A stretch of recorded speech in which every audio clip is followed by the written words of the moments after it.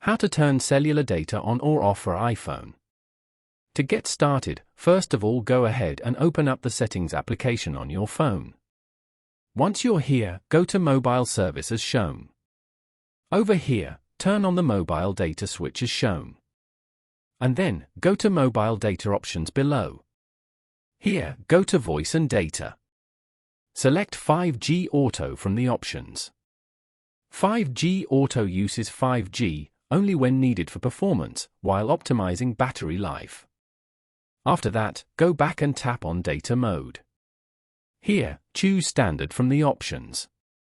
Standard mode allows automatic updates and background tasks on cellular data, but limits video and FaceTime quality.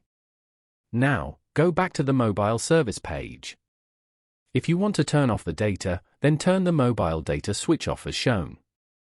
Following these steps, you can easily turn cellular data on or off for iPhone.